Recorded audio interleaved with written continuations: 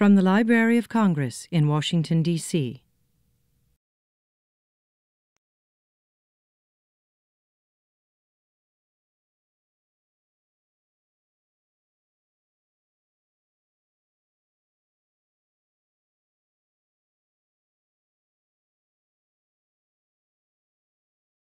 I'm Fenella France, Chief of Preservation Research and Testing Division, and I want to welcome you to this series of one of our TOPS presentations.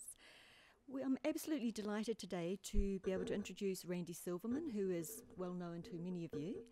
Randy served as the Head of Preservation at the University of Utah Marriott Library since 1993. He teaches workshops on disaster planning for the Western States and Territories Preservation Assistance Service, WESTPAS, and is recognized for his national disaster recovery efforts. He has 80 professional publications and has presented professional lectures or workshops in 30 states and 13 foreign countries. We'll ask for a list later. He was given the American Library Association Banks Harris Preservation Award in 2013, received a Fulbright Specialist Award in 2014, and was awarded the Utah Academy of Sciences, Arts and Letters Gardner Prize for outstanding academic contributions in 2016. When I spoke with Randy last year and we were starting to talk about some collaborative research, and he mentioned this project, and we were talking about some of the challenges with some of these larger projects, and he very graciously agreed to come and talk with us about this. So his presentation today is a mold outbreak in Tbilisi, Georgia, technical and interpersonal challenges, and please help me welcome him today.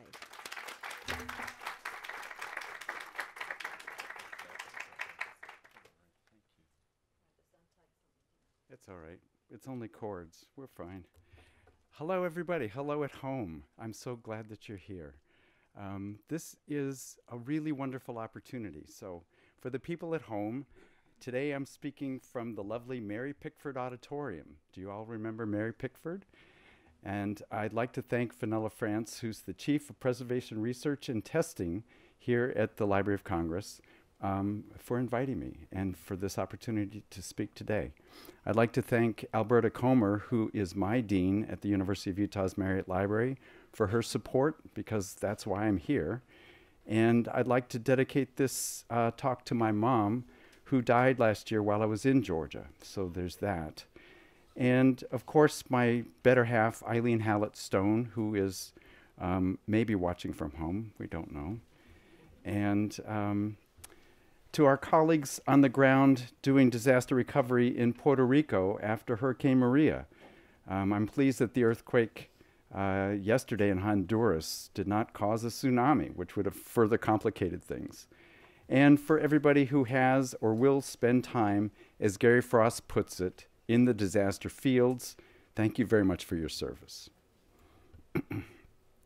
I first met Zurab, who's the library director at the University of Tbilisi, on a U.S. State Department familiarization tour in 2013. He and other Georgian library directors toured the University of Utah's Marriott Library, and when I showed him our conservation lab, he asked me questions about mold, and I didn't know then what he was really talking about. But 2 years later, when this picture appeared in the New York Times captioned, "Zoo Animals on the Loose in Tbilisi After Flooding," I was concerned, and so I contacted the library to find out if the flood had affected them. And while the collection was unharmed by that flood, this mold problem was still going on, and it was still a big issue. So the Blue Shield of Georgia identified grant possibilities, and along with the library's conservation department at the university, wrote a Cultural Heritage Emergency Stabilization Grant to the Prince Claus Fund in Amsterdam. And the first grant was not successful, but a year and a half later, the second one. So I arrived in Tbilisi on January 27th, 2017, which is like a year ago, for a 10-day visit. And my hosts were Manana, who is pictured on your left, and who is the head of Blue Shield, and Marie, who is the paper conservator at Tbilisi State University Library. Georgia, I had weak geography as a child, so I'm always curious, like on a map, falls under Russia and is situated near Turkey and Armenia. And I mentioned for the people viewing from Georgia that those striped areas are the territories that were lost during the 2008 Russo-Georgian War. That war lasted 5 days, and the occupation still affects 20% of the country. When I first arrived, it had snowed in Tbilisi, which is unusual for them. And coming from Florida, I thought it was great to see snow on the palms. This is unusual. I was also able to see some of their wonderful historic buildings, like this 12th century Orthodox church, and these 19th century hot baths, which is kind of a wonderful thing. And there were carts in the streets selling colorful spices and churkela, which are traditional homemade Georgian candle-shaped candies. It's a really great place. You should go see it. So the main library at Tbilisi State University was built in 1987, and it was out at the edge of town. This is a part of the city that was new in 1987, and it was anticipated to grow, but the growth never materialized after the collapse of the Soviet Union, December of 1991.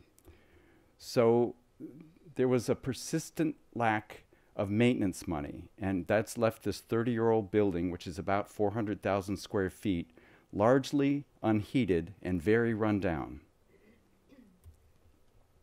In this slide, the yellow parts are the rooms where the rare books are stored. The top one is on the first floor below ground, and the other one is the second floor above that, but it's still below ground. And there's actually another room in the second floor, sort of toward the core of the building. I'm pointing for those of you at home. I don't know if you can see that. So those rooms were used for storing rare books for a very long time, and they were the problem. So we suited up to go see the rare books. The young woman who's holding the key was not amused by our use of personal protection equipment. She thought it was weird, and was kind of put out that it took us so long to prepare to enter this space. She's waiting, tapping her foot, you know.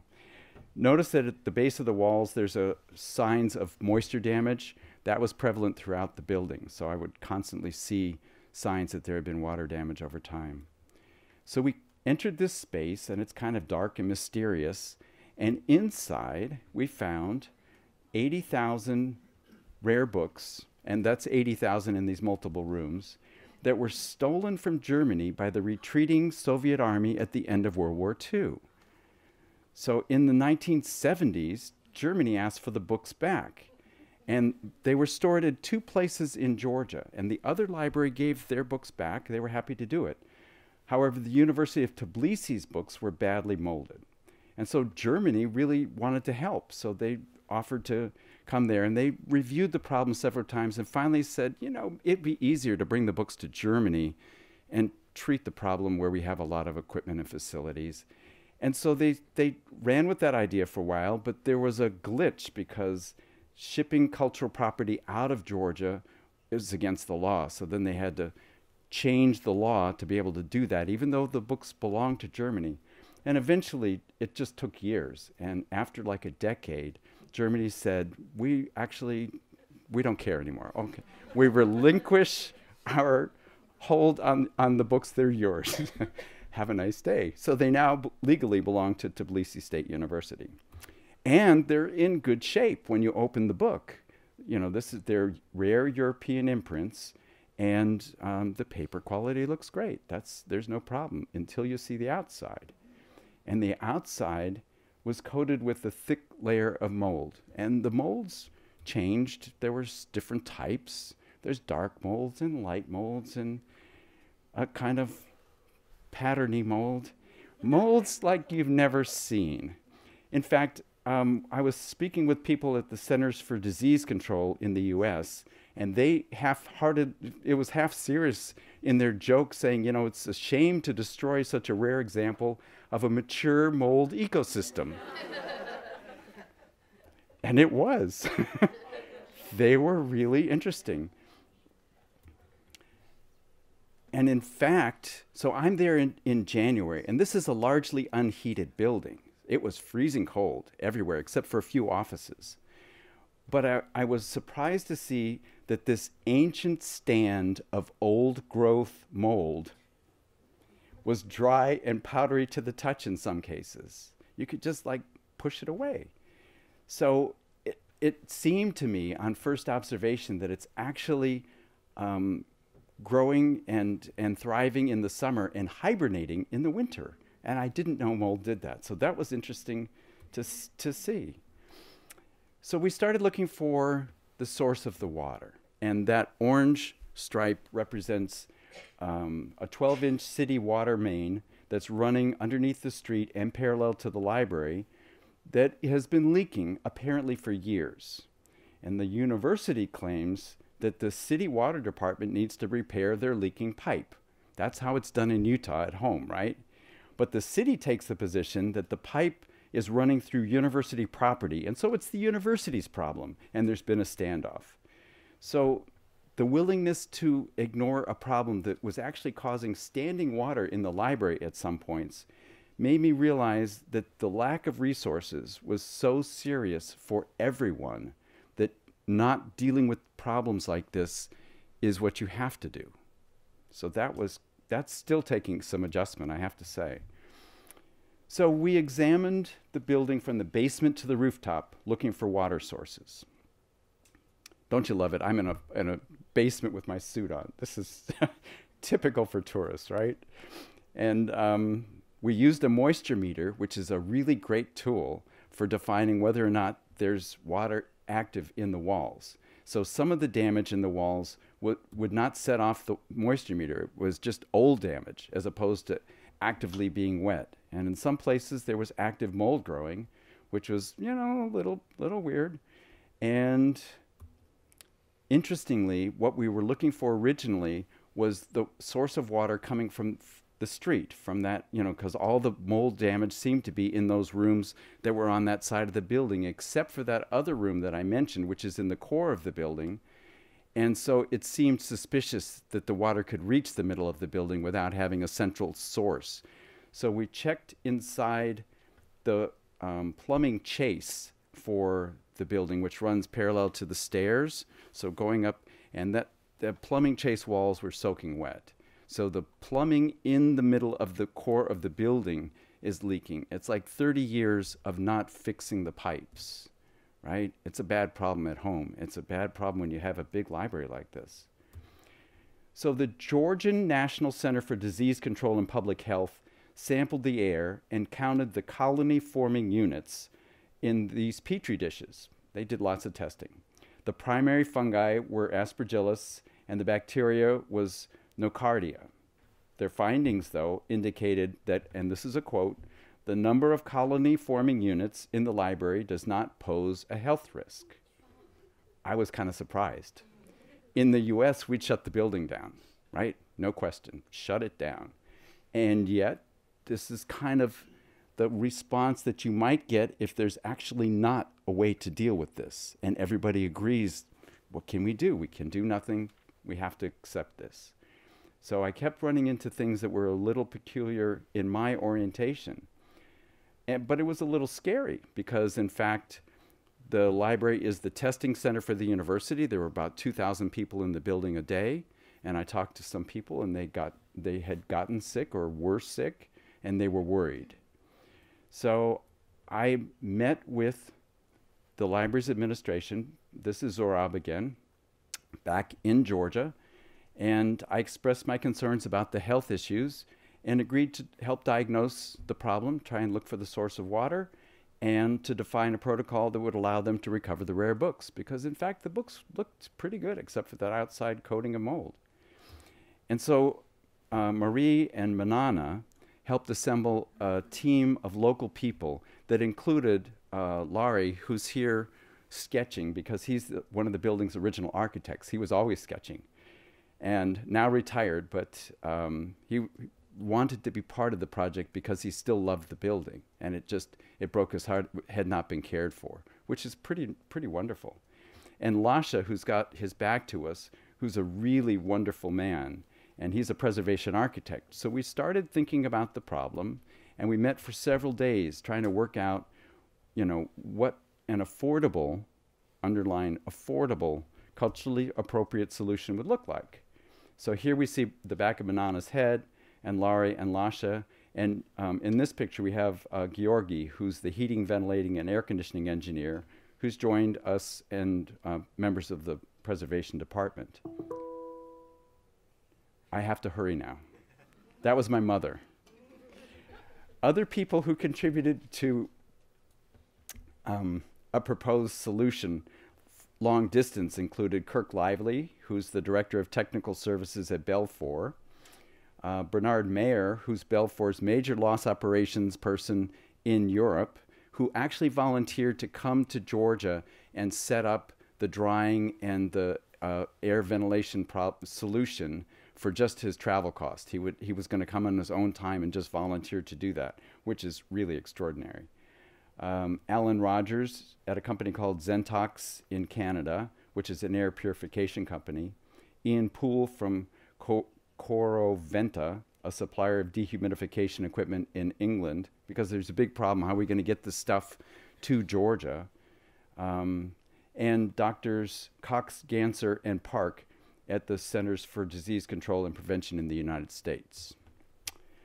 So we all agreed, as Kirk Lively put it, that the building had to be dried first to stop the mold bloom. Makes sense.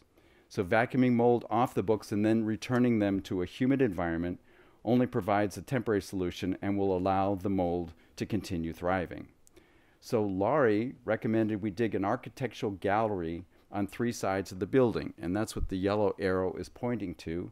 And a gallery, which is a term I didn't know, this is an example of a gallery I found someplace else. They're using these. This is an architectural gallery, in this case, designed to allow people to see historic foundations of a building. So you could use it for that purpose. The library's gallery would be graded on top so it would get air ventilation and people could walk over it, be bricked on one side so to keep the dirt from caving in, and allow this airspace where the airflow would dry the walls of the building and prevent moisture from coming in direct contact with the basement walls.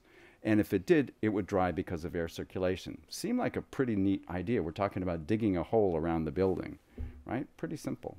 So we took that idea and presented it to Nunu, who's the chancellor for Tbilisi State University, in an hour-long meeting. And we kept the proposal as simple and cost-effective as possible. So here I'm presenting a PowerPoint summation of our recommendations, and I'm using a laptop, so that was the most straightforward way to do that. And in the room are also Zorab, and there's Nunu in the background, Marie, and other administrators. So while I was there, the library people also asked me to give a public lecture on the causes of mold and ways to mitigate those kinds of problems. And so the talk was well attended, kind of like you guys showing up. That's really wonderful. And it was a Saturday afternoon, and we were in the other library. It turned out there's another library in the main campus in the middle of Tbilisi, which was neat as a pin, right? So that was also a clue that maybe this other library wasn't loved for some reason. I don't know. So I gave a talk about what I think we know as a profession about mold. And if you'll permit me, I'd like to share those ideas with you. Actually, it's the core of what I want to talk about today. It's the meaningful part, the takeaway. So while nobody knows for certain how many types of mold there are, it's estimated that there are between 100,000 and 300,000 species of mold on Earth, along with the ants and the buzzards, okay? The fungi represent approximately 3.5% of all living species. So it seems clear to me that mold is not an afterthought. Common indoor mold species include Cladosporium, Penicillium, Alternaria, and Aspergillus. They're here, they're around us. What you may not know, and this is an interesting thing to consider, 1 cubic meter of outdoor air may contain as many as 1 million spores, okay? And a grown person at rest inhales about 2.5 gallons of air per minute. So what that means is, on average, people inhale close to 600,000 spores per hour, all the time. Okay? Interesting, right? But inside a moldy building like that, it could be 10 times that. So 600,000 is your minimal daily dose per hour. Okay?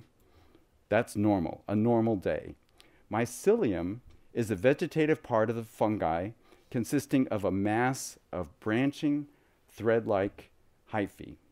The white or transparent hyphae may be minute, forming a colony that's too small to see, or the mycelium might be extensive, appearing like very fine, fluffy white threads over the surface.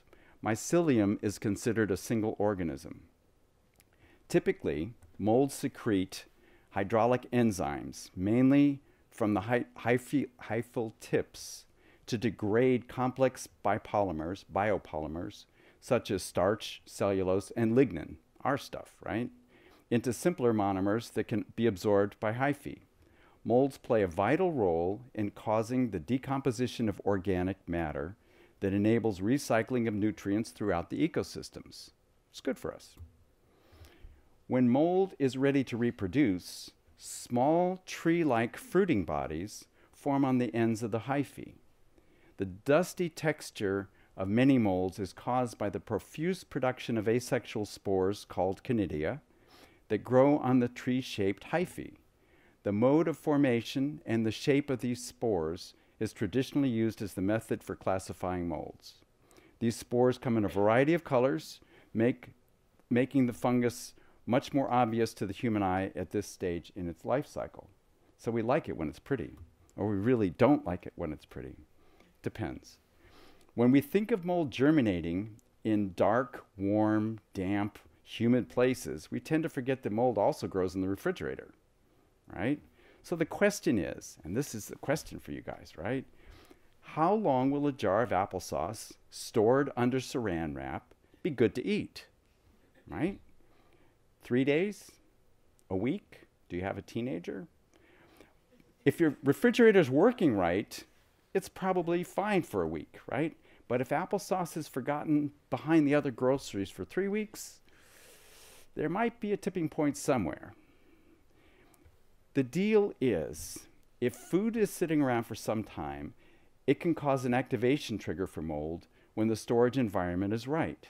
Environmental factors that affect mold growth include the standard environmental factors. Temperature. A refrigerator in good repair hovers around 37 degrees Fahrenheit, or 3 degrees Celsius for my folks at Georgia. But cold, it's cold but not frozen. The relative humidity of applesauce is very humid. Light levels in the refrigerator are nice and dark, right? And airflow, which is restricted by the saran wrap, may be an issue. Okay? So our Finnish colleagues, Hukka and Vatanen, developed a model that characterizes 6 stages of mold growth.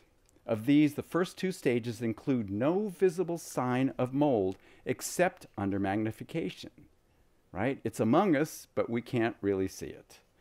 That leads us to remember that mold may be actively growing around us, but we are not aware of it.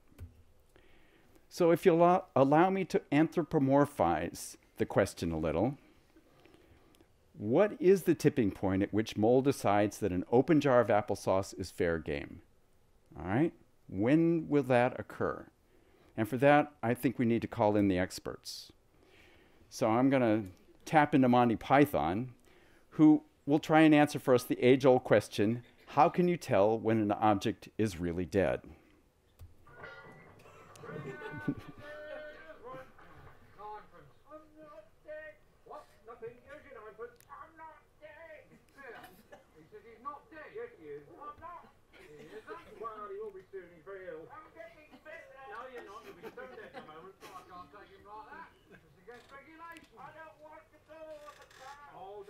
Baby. I can't take him. I feel fine. Well, do us a favour. I can't. Well, can you hang around a couple of minutes? You won't be long. Oh, I've got to go to Robinson's. I lost 9 today. Well, when's your next run? Thursday. I think I'll go for a walk. You're not fooling anyone, you know. Look, is there something you can do. I feel happy. I feel happy. Thanks very much. I thought. See you on Thursday. Right. The Earth does not leave dead things lying around for long.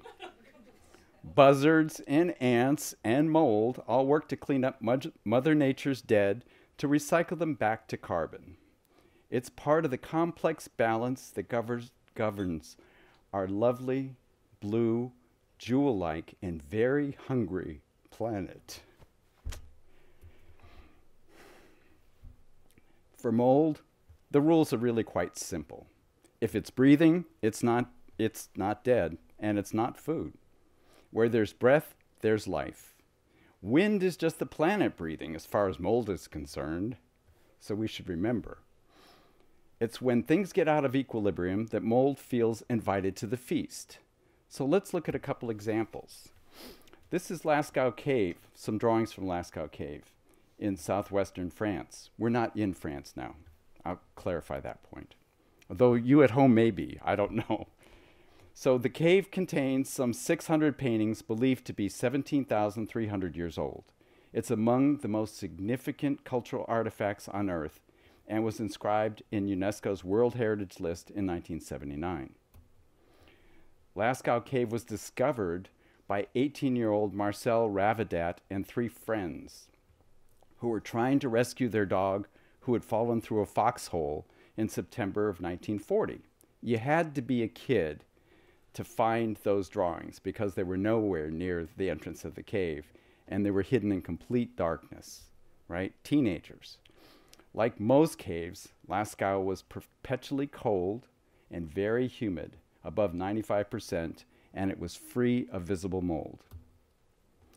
Wanting to share this important find, a large-scale earthwork was begun in 1947, and so they redesigned the cave's entrance to permit visitor access.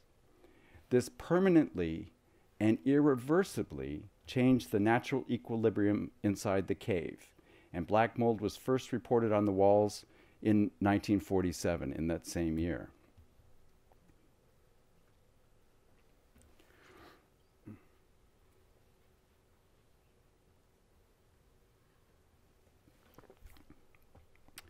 The cave opened to the public July of 1948, and by 1955, Lascaux received 30,000 visitors per year. By 1960, that was 100,000 people, which works out to about 1,800 visitors per day at its peak, and an average of 70 people per hour, right? Things were really crowded there. In 1950, they put a stairway and a double-access door in, and it was designed as an airlock, specifically. That's indicated by the blue arrow. During the 1955 tourist season, the cave experienced abnormally high levels of carbon dioxide, condensation on the walls, and high temperatures. So, what would you do? They put in an HVAC system in 1958, and it was able to maintain the cave's temperature at 57 degrees Fahrenheit, which is 14 degrees C, and 95% RH. Normal is 95% RH, right? That's interesting, right? It doesn't mold all the time just because it's wet. Although this prevented condensation on the walls, discrete green spots, however, described by the curator as green disease, were noted in 1960 near the artwork in the Axial Gallery. By 1963, this mold outbreak became denser and extended to the Hall of Bulls. The cave was closed to the public that year, and a committee convened to study the problem. Antibiotics and formalin were used to kill the mold on the floors and the walls, including the painted surfaces themselves. That original HVAC system failed in 1998 after 40 years of service, and it was replaced by an improved hygrothermal regulator in 1999. This precipitated the active mold event now referred to as the crisis of 2001. Here we see air sampling being conducted in Lascaux Cave's Axial Gallery. The mold species determined to be responsible for the outbreak was identified as Fusarium solani. And here we see visible signs of the active mold growth in the axial gallery in 2001. So treatment options were explored for killing the mold on the walls and paintings during the crisis of 2001. And these included, this is radical, gassing Lascaux with methyl bromide, raising the carbon levels so the environment would become lethal to the mold, and other biological measures. Each of those ideas was determined to be too risky for the artwork.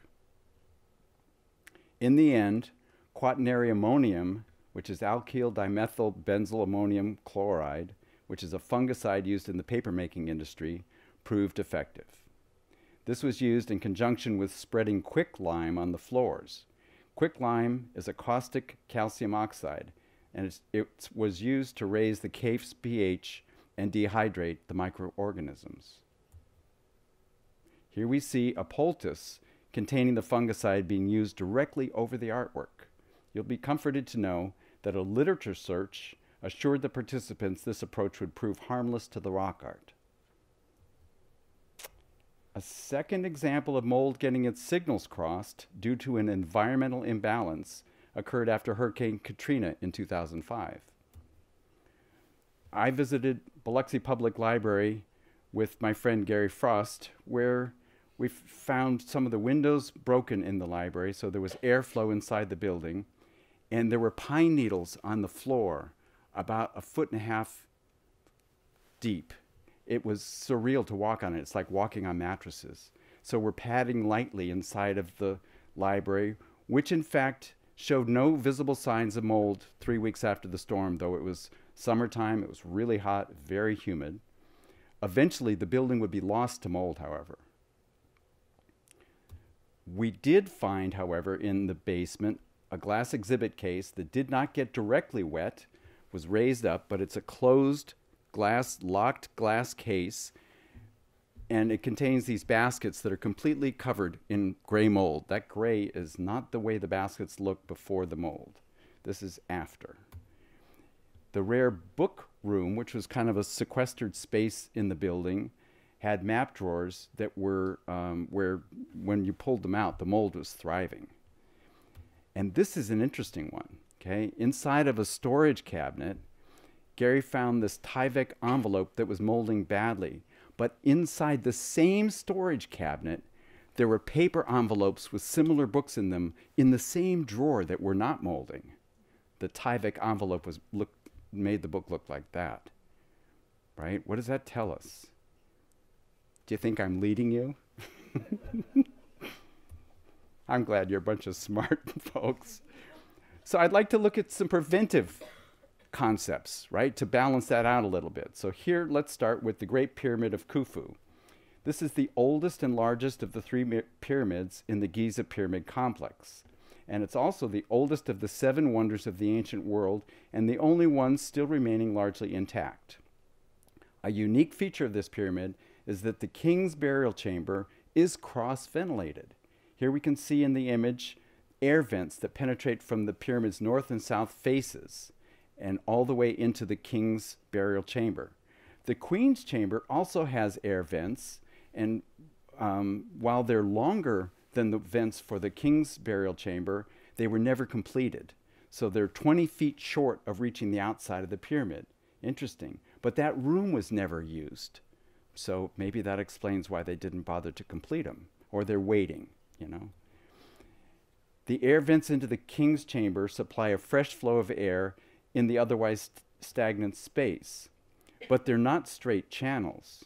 The northern air duct, for instance, measures 5 by 7 inches and begins as a domed-shaped vent that penetrates the granite wall horizontally for 6 inches, changes shape to an oval that angles upward for another 8 inches, and then changes shape again to a rectangle that passes through 160 feet of granite masonry to the exterior of the pyramid.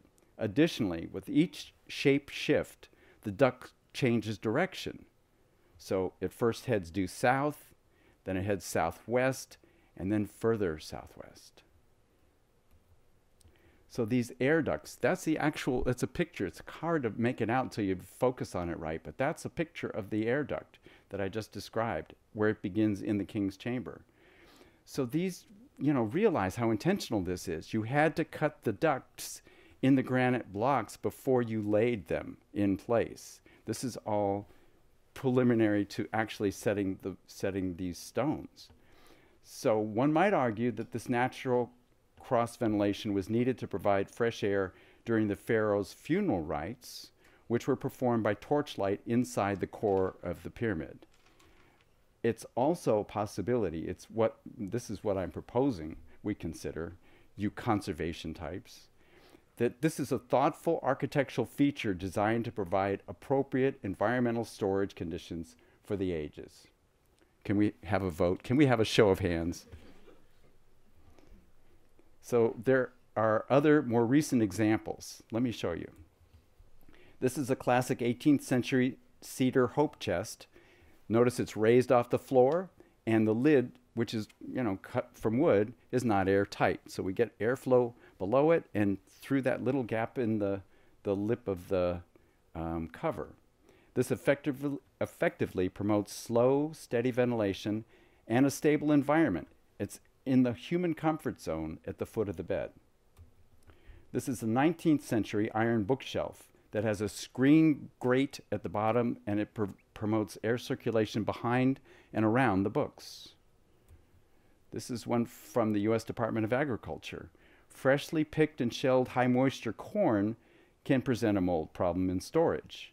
The alternative is, and this is from 1969, is to use unheated outside air forced through a grate at the bottom of the storage container, which then filters up through the top of the unit. So airflow equals no mold. Long-term grain storage. Elementary schools closed for the summer lock all the doors and windows, and they're trying to prevent vandalism. Makes sense, except this can lead to a mold outbreak by the time they come back to open up the building in the fall. So a way to prevent a mold bloom could be as simple as opening up the windows a crack and allowing the building to breathe like a cave. But I think the most telling example is that I am breathing 600,000 mold spores an hour, and I'm not breaking out in mold. Those Canadia are certainly landing in a warm, dark, and humid environment, right? But I think in each of these examples we can see the usefulness or the necessity of allowing airflow to prevent mold growth, right? What if we could actually communicate with it? Maybe not. But there are triggers for mold events, and that's what we have to wrap our head around. When do we see it coming, right? When is it a possibility that we're going to actually have this thing happen? Because the moment before it's happened, like the Biloxi Public Library, things are good, and eventually that building was torn down. So ways that we can deal with it include conservation heating, dehumidification, and adaptive ventilation. Heating, right? It's a kind of counterintuitive thing. In the summertime in Biloxi, would we actually turn up the heat? But warm air holds more moisture than cold air. So there's an option in some circumstances. But alternatively, the one I like the most is desiccant or refrigerant dehumidification, which can effectively lower the relative humidity inside great big buildings to 25% and rapidly dries out everything. Adaptive ventilation promotes drying. So air passing over a wet surface retains water. According to a 2004 study by Tim Padfield, moving air becomes completely saturated when it passes over wet material, regardless of the air's speed. So airflow changes surface tension, causing evaporation that can prevent fungal growth in caves, elementary schools, and in my lungs. Tyvek envelopes, sealed glass exhibit cases, and locked doors intended to protect rare books prevent airflow that can readily lead to an environmental imbalance. As noted by Monty Python, and now I'm quoting the best, the difference between the living and the dead is so tenuous, that it can be easily mistaken. This is an essential truth for mold. In situations where there's no ready access to electricity, as with this historical society in rural Mississippi flooded during Hurricane Katrina, the only option may be to simply open the windows, right? It makes sense. There are conditions where we would find that very difficult, but in theory, this will change the environment inside and it might help. The problem in this particular case was the curators were more concerned about vandals than they were about mold, and so they kept shutting the windows. We'd leave and they would shut the windows. Sterilization is a technical option when we're dealing with mold, and so it should be discussed, but we should not use it casually. The caption on this cartoon reads, "Wanting his picnic with Gwen to be perfect, Hal made sure they would not be bothered by ants." Sterilization is expensive and can damage cultural property, but when flooding involves sewage or other biological human risks, it may be necessary to consider. So let me touch on it briefly.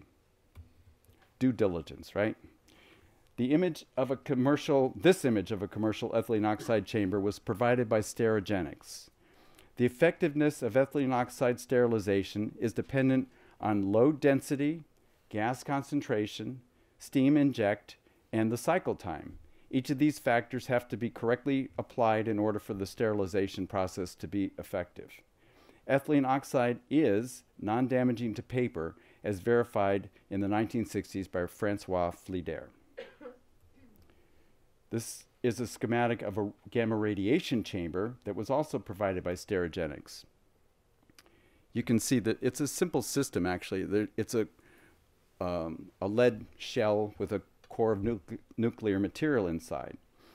And the stuff that you need to sterilize passes by that. Gamma radiation sterilization is a simpler process than ethylene oxide.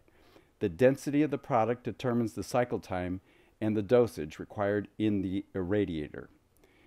The validation process is shorter, so it may cost less than ethylene oxide. However, gamma radiation cleaves covalent bonds, which makes it absolutely damaging to cultural property. Just a heads up. At the end of the day, killing mold by sterilization is a little like bringing pesticides to a picnic, however. Whether mold is dead or merely inactive due to the lack of moisture, it's the same effect. Doesn't really matter. Inactive mold stops consuming organic material and it desiccates. It could do no further harm if environmental conditions prevent its reoccurrence. And the desiccated mold can be vacuumed up with a HEPA-vac.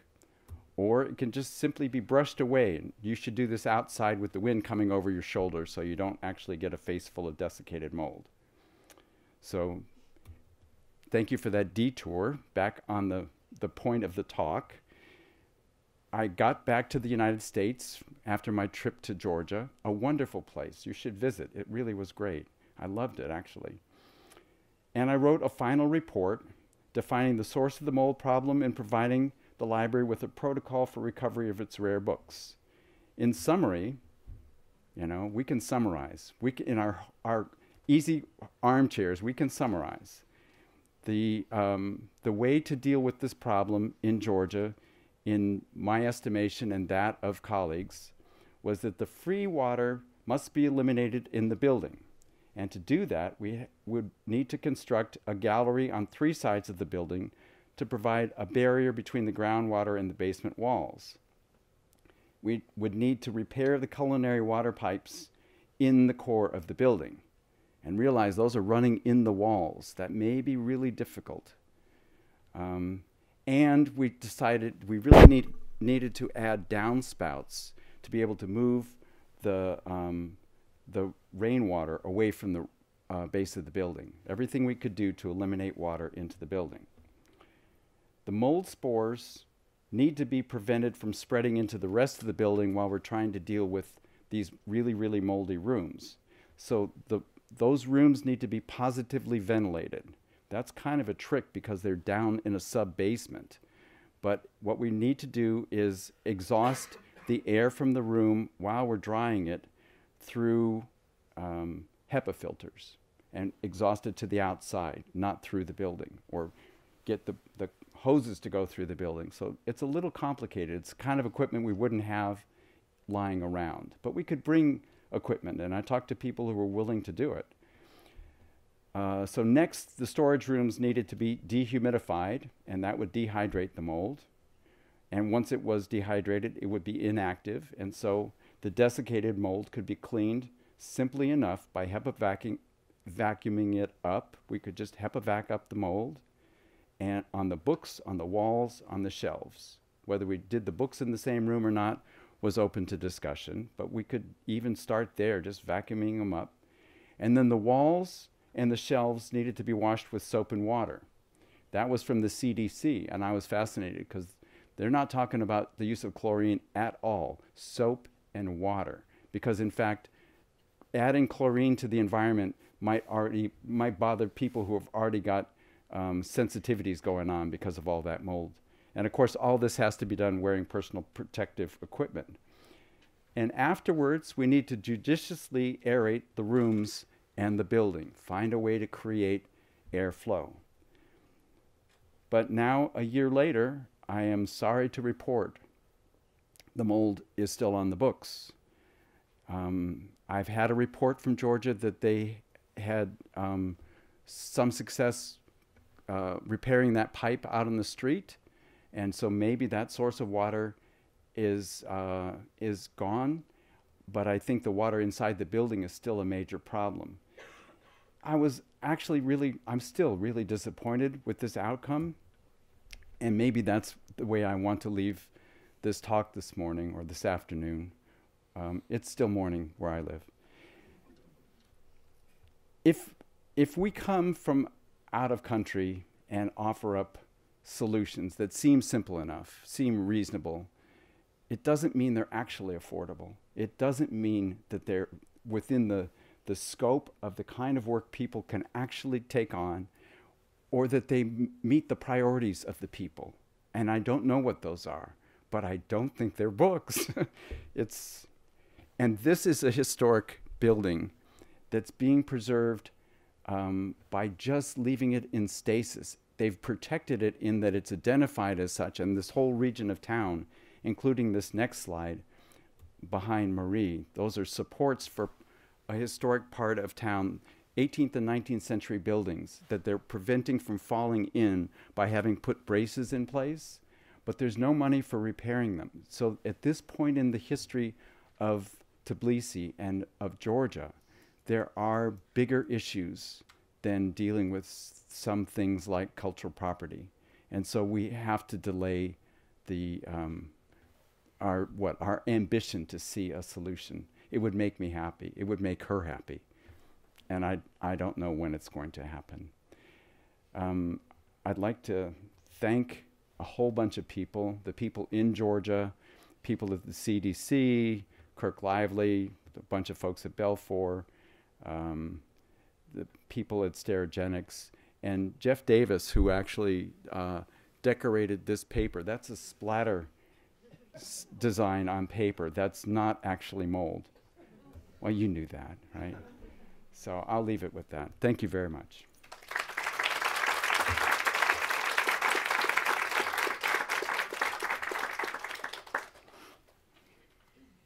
Do we have questions for Randy? I'm actually going to ask Randy, for the benefit of our people off-site, to repeat and rephrase the question. Thank you. Any questions? Oh, I can rephrase it, so I'll tell lies. Now's my chance. I'm in Washington. Oh, wait, that was not nice. Sorry. Sorry. Who's got a question? Yes. Randy, just clarification, the galleries were not built for this facility. Correct. We were not able to build the galleries, at least to this point. They have not been built. I imagine that would be a pretty expensive undertaking. So the question is, would it be prohibitive because it's expensive? It's a big building, but honestly, the beauty of the idea was that it was digging a hole, and that manual labor or a backhoe was within scope of the kinds of things people could imagine doing. Bringing dehumidifiers was not necessarily. And so there's sort of, levels of buy-in. But it didn't seem strange to the local people, to the architect and to the preservation architect, to be able to dig that gallery. And they've done other similar projects. I think, however, at this particular moment in the history of Georgia, it's not as possible as it might have been 10 years ago. So I think it's also the time at which this is occurring. Does that help? Thank you. Please, Andrew. So, is there some impediment to moving the books? Like, it seems like the building is the problem. So, you have moldy books. The books could be moved to another location, but undoubtedly there's a reason that this, or not, that it just seems like that then you could clean them and. So Andrew's question, for those of you at home, I'll try and do a better job. I'm a reporter on the scene. Andrew suggests that it would be reasonable to move the moldy books to a different space and clean them up and keep the books there. It's a good idea. And let me say that we talked about it at length. We actually identified a different place in the building. The problem with the building itself is a lack of controls, but the part that we visited seemed to be dry. But again, they were locked rooms, right? A series of locked rooms. But we talked about actually putting a fume hood, a new fume hood in this place and using that as a staging area and then keeping the books in that part of the library. There was a hesitation to jump ahead and not cure the mold problem in the basement for fear that it would not be cured and that the building would remain so unhealthy and that it would affect the people. But I think it's a very real possibility, and I think the director of the library really wanted the books treated because they're valuable books. So it's completely possible to actually move the books to dry space, rehab the space so that it would be safe to work in to eliminate the mold, and leave those rooms moldy. But there is a hesitation about whether they would then just be forgotten as like moldy, you know, and maybe the CDC would then be happy that they're still growing nicely as a study. So, please. These are, what would you call it? Not indigenous cultural heritage. They were actively collected even as foreign objects. Have they thought about pragmatically going through what they have, if they have any lists of what they have, cleaning up and selling some to fund the work the rest? That's interesting, yeah. We didn't really I think there's a desire to keep them because of their value, but I think the idea of, I will pass it along. The idea of cleaning them and selling them to be able to clean the building is interesting. They're not indigenous books. They are, they're, I think, of interest because they are not in Georgian or Russian, but actually Latin books. And I think it's a very interesting idea because there's a real lack of money. The other cultural problem is that A plus B does not necessarily get us to C. In effect, it might be that if we figured out that they were valuable and started to sell them, that the money might not come back to the library anyway, that the priorities are still greater, and we don't know what they are. They could be health issues, they could be human issues that you and I would probably agree they are the most important issues. So I think it's just a time in the history of this project that it's not particularly going to work. Yeah. Yes. You said they were originally in Germany. Do you know anything about the pronouns? I don't. I actually was told Germany as a generic. I tried to press a little bit, and I didn't get any information about that. I don't know which library they were dealing with or which group of people, were the Germans. But the Germans were very generous in trying to deal with the problem, but there was a lot of difficulty, and so there were people getting involved. What's been wonderful is I have not met anybody who's aware of this problem who wasn't willing to, give of themselves to try and help make it better. And I was wondering if they were in where they were because they were looted by Germany. So the question is, where were those original books? Where were they housed in Germany? I don't know that. Sorry. One question Ah. Are there preservation service programs in Georgia? The question from offsite is, are there preservation service programs in Georgia? The program is basically Manana. This Georgian Blue Shield is a very active group, and they've had a series of disaster training workshops that I'm aware of, and they're trying to coordinate, but I don't know that there's very much funding to support these things. I'm very proud of the work that they've done, and the kinds of cultural property, you know, when I show you these European books, it pales compared to the Georgian books I was shown. I was shown some astounding stuff, amazing things, really gorgeous. There's great cultural property there to be cared for, and people are concerned.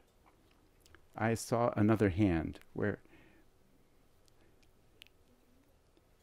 Well, I just one of the slides of one of the interior of one of the books, it had a stamp on it. A series of stamps. One looked like it said Stats Bibliothèque.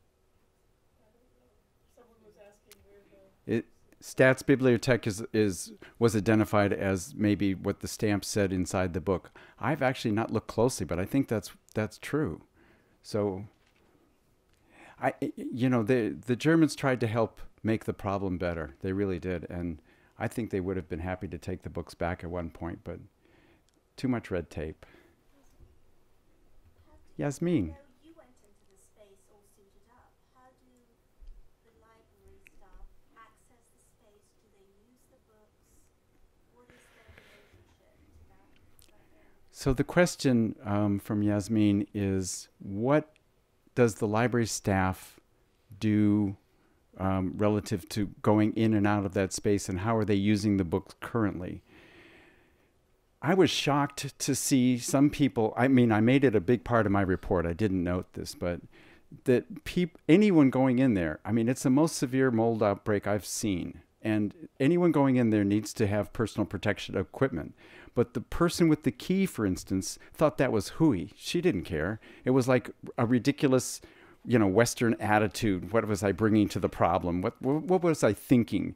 I was, obviously, and she did wander in and out of it. I mean, and others. So I know there are people who react differently to mold, and she was hardy. There's no question. There are people in the library. So the answer to the book question, they're not using the books. There's a little effort to vacuum off the mold. And so we went through that protocol, but it's very slow. These are 80,000 books. So it's a slow process, and they were trying to vacuum every single page. I suggested we focus just on the exterior mold and let it be enough. It's a question, what's enough? But the people in the library is a really interesting question, because one person who was doing digital scanning got sick. And so he went to the doctor, and the doctor said, you have a respiratory thing, take this, whatever this was, and don't do that work for 3 weeks. And so he came back to work, but kind of was not working. And I said, well, do you mind if I use you as an example to plead the case that there are health problems here? And he said, oh, that'll be fine. And then he thought about it overnight, and he said, no way, you don't do that, and he left it at that. But others explained to me that if you put your job in jeopardy, you might never get another job. And that there were young people caring for their parents, and their parents at home were in their 40s, and they were essentially retired out because there were limited jobs. So people are not willing to openly say, we have a problem, and because there's consequences. So. We have a couple more questions from off-site. They're quite long ones. Do you want to speak? So let me Just say it. So one question is, would there be a problem from a health hazard standpoint for future access of the collection post-mold cleaning due to the scale of the problem? So it's a wee bit supposition. Yes. Good for you. That's a great question. And it enters in an area that we don't really know definitively how to define.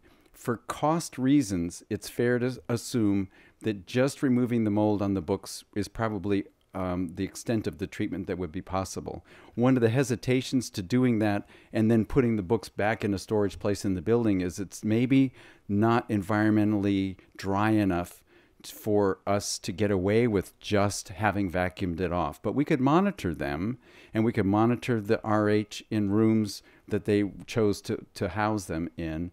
And if things were improved or kept to a minimum, basically the number we think of is below 65% relative humidity, we're probably going to be all right.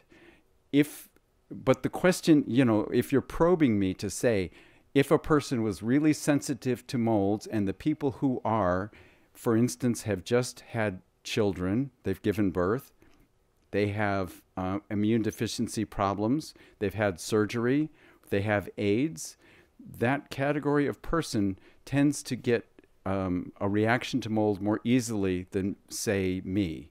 And that being the case, it would be difficult to say that for everyone, just having vacuumed off the mold will be enough. I think so, however. I feel pretty good about that, saying that would be a solution in most cases, but I'd really like to see ventilation, outdoor air coming into a building that had this kind of problem. I was involved, if I could just say, I was involved in a different disaster in 1997 at Colorado State University, and because of that very thing, every book that was damaged, it was 450,000 books, got a little slip inside it that said, this is a copy of a book that was in that flood. And so it's like a heads up. This space, because it was an entire floor of the building, this space, in theory, is maybe different. And maybe you should, I suggested to the university, it would be wise to just post that. One more, and I think there's one over here. Was there interest or buy-in from the community to support the stabilization and conservation of the books in site? I don't think the community generally knows about this book collection, so I don't know what the status of that information is, but when I told people, of course, everybody's sympathetic to the idea that we should fix this problem, but I don't think it was widely known that there are books, and certainly not in that condition. And I would think, for instance, when the Center for Disease and Health from Georgia got involved, that they would have been kind of shocked by things. And the fact that they weren't makes me think there's a different standard than I'm aware of at play.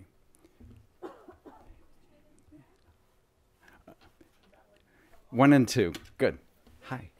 Hi, Nora. How you got the CDC involved? Were they an advisory committee? When you were on site, the health risk program? It's a wonderful question. So Nora Lukshan asks, when did I get the CDC involved? How smart am I? The question actually is, it's a really interesting answer. I left Georgia on a plane at like some, 5 in the morning kind of flight out of, small countries. And I was so frustrated. I knew we didn't quite get there, and I was desperate. And so I was talking to my seat mate. A woman sat down one seat over, and we talked all the way to Germany, who was from the CDC. There is goodness and mercy in the world, but it's hiding. But she sat down and she connected. I told her how desperate this situation was, and she connected me with people in Atlanta who connected me with specialists in West Virginia who deal with mold. And so it was by virtue of serendipity, a great research tool. Andrew. Yeah, so I'm thinking now about the ventilation shafts to the King's Tomb. And there you go. Kind of thing. And clearly that was planned out ahead of time, either for whatever reasons. Are there anyone that you know of or are working with now who are planning these kinds of things into future building designs for libraries, for cultural heritage institutions, to say, let's put in a architectural gallery, let's put in an HVAC system that we can hook up to any interior space in the building as we need to do this kind of thing? So Andrew is asking, for those of you at home, the King's ventilation shafts, the pyramidal ventilation shafts, is such an ideal use of existing technology that it leaves me stunned, frankly.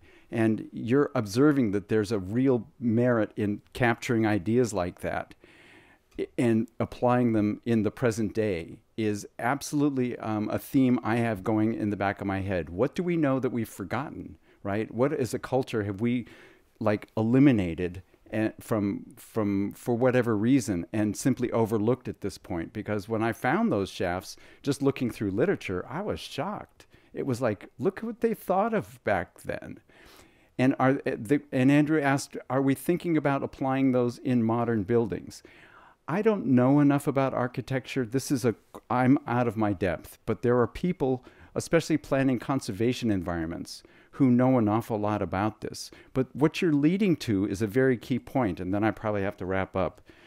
But the idea that if we build buildings that are hermetically sealed because we can do HVAC control, that's great as long as it's working. And the day that it's not working, we don't have a second option, right? It's a completely sealed system on purpose, which puts us at a huge disadvantage. And or when there's something wrong in the building, it's just a little out of whack, getting to a place that we could ventilate the book storage in Georgia was going to be difficult. We would have to ventilate upstairs and out. You'd have to have a mile of big tubing and or cut a hole right through the wall, which I doubt they were interested in doing below grade. So when we build modern buildings, are we thinking this way? I think there's a group of people who are aware of this stuff, but that we should be harvesting, and I'll leave this at the last note, we should be harvesting the bright ideas in every way that we can. And some of them are ancient. And to ignore these old ideas because they're outdated is not really paying attention. When we get into a fix and we're desperate for an answer, when we start clutching at straws and we come across something like this, we should be talking to each other. We should be harvesting these ideas because it's not out of its own time now. It's still time for us to come up with alternatives and variations on the way we're approaching things. Can I ask a final question? Yes, I would love one more question. Just to return to the University Library, obviously they're operating in a different reality. But despite that, were there any lessons learned for you that you could share with us? If you had to do it again, would you do anything differently? And what can you carry forward to the next time a country or a situation like this asks for help? And you know there are going to be limitations on their reality. Mary Oy just asked the million-dollar question.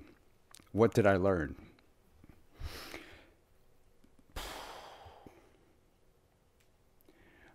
I approached the problem with a sense of being able to solve it. I was so convinced the answer was intellectually within grasp. And I was so knocked off center by my inability to do that. And the thing I would like to share with you is we can know how to fix it and we can still not be able to fix it. It's a terrible position to be in. It's really terrible. And, you know, it's like a combination of things. But in answer to your question, I failed. Pure and simple. I don't know that I could have won. I don't know how. I begged the people on the ground, 6 and 8 months later to tell me how I could have done better. And they said, you did fine. And what are they going to say? They're going to insult me and tell me what an idiot I am? I doubt it. But I have to say, I think they were sincere. And I think all we can do is try. I think the best we can do is try. And the idea of harvesting old ideas that still are valid or looking more carefully at things that we have rejected along the way so that I can bring a cheap answer. The answer was cheap. If I could have just found a way to do it for free. I was conning people into, goading people into coming for nothing. If they would just show up on site and ventilate that room appropriately so it wasn't a health risk. I had a man committed to doing it, several trips if he had to work for nothing to make this better. And there was not money to do that. So unfortunately, I'm actually having to swallow the raw pill that it's not possible in every case to fix these things. And we all live with failures in little ways all of the time. It's humbling. It's frustrating. And we can do better. I would hate to leave this on a negative note, but optimism is not necessarily going to be able to fix it. So, thank you very much.